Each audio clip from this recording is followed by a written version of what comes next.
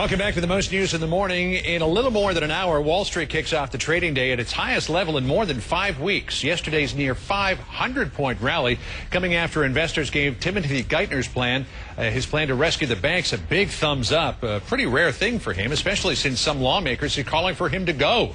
Congressman Darrell Issa is the ranking Republican on the House Oversight and Government Reform Committee. Is one of those people calling for the Treasury Secretary to step down. But, Congressman, after the 500-point jump yesterday in the Dow, are you still calling for the Treasury Secretary to go?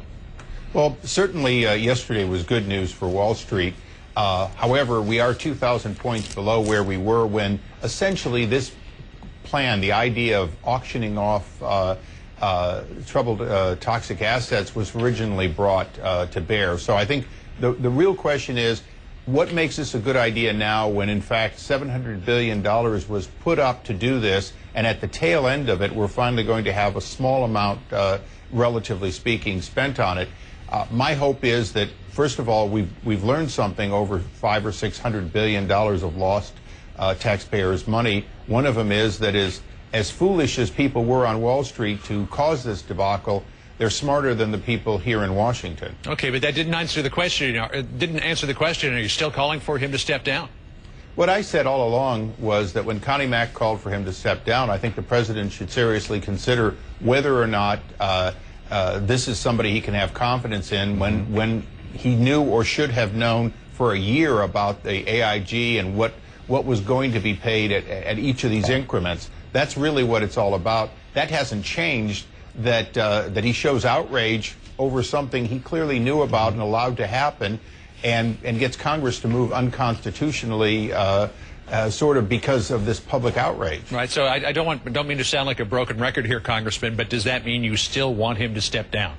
I still don't have confidence that he's smarter than the market or that our money is being well spent, and I think the president has to ask, why are we going to spend $100+ billion in one tranche to find out whether or not we can price assets in a way that is reasonable for the banks releasing them, but also reasonable for the American people guaranteeing them? Okay, so you say that he should have known about the bonuses at AIG, but Democrats are also saying, well, why didn't you say something about it? Because on December the 16th, Elijah Cummings sent a letter to you as well, to the chairman of the House Financial Services Committee, saying, I'd like you to look into these retention bonuses that AIG is considering paying out, and you didn't say anything back then. Well, actually, it's just the opposite. I said all along and put letters out. You only looked at half of Cummings' story. His outrage. No, I looked at the whole thing, and you did say that you sent a letter to the chairman of the committee, but I didn't hear you say anything about it publicly. John, I can only call for committee hearings. I can only ask for these letters to be sent out. Ultimately, as you know, what happened was the letter that I sent to the chairman, they sat on it for a week, and then they mailed it out by cutting and pasting my very words calling for this. So I have been calling for this, but let's go back a little further. I opposed the TARP. I thought it was poorly thought out, that it was ready, fire, aim, and I've been asking for other solutions and better use of the American people's money under President Bush and Treasury Secretary Paulson. So if there's a consistency, the consistency is I've been trying to protect the American people's money, and yes, I can only write letters from the minority. I can only ask for hearings of the majority. And the amazing thing is Elijah Cummings sends a letter to Towns and Issa. Issa responds by asking Towns to do it, essentially piling on, and Towns doesn't do it. So who is it that's to blame?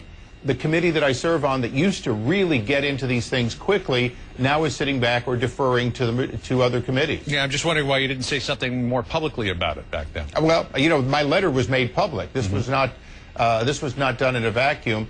And I've been consistently trying to get the oversight. But let's also remember that at some point, those retention bonuses may have been excessive and maybe should have gone in all or part, but there never was a review during the process. If you want to keep people at their jobs, you can't tell them you're going to give them something, and then after they've earned it and been paid it, tell them that they shouldn't have it.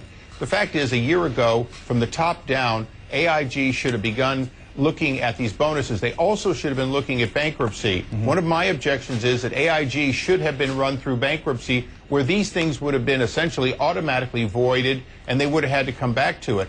Part of the process under President Bush and now President Obama that is flawed is we assume that we can avert bankruptcy for some reason rather than use the mechanism and the discipline of bankruptcy to oversee both our actions and the actions of these very smart bankers who have outsmarted us and made over $100 billion of premium off of the taxpayers' money dollars so far. Congressman Issa, it's good to catch up with you this morning. Thanks for dropping by. Thank you. All right, appreciate it. And be sure to stick with CNN for tonight's presidential press conference. Full coverage kicks off at 7:45 Eastern tonight. And if you watch the president's press conference, give us a buzz before you go to bed. Call our show hotline at 877-MY-AM-FIX. Tell us what you thought. We'll include your calls in our coverage tomorrow.